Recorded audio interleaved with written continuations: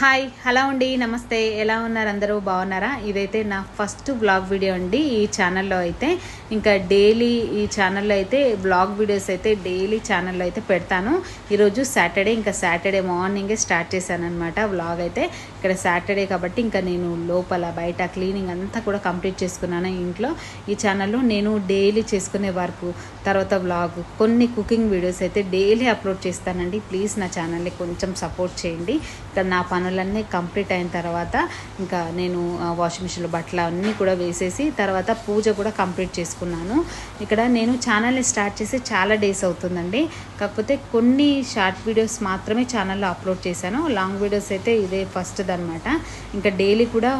long videos అయితే వస్తాయి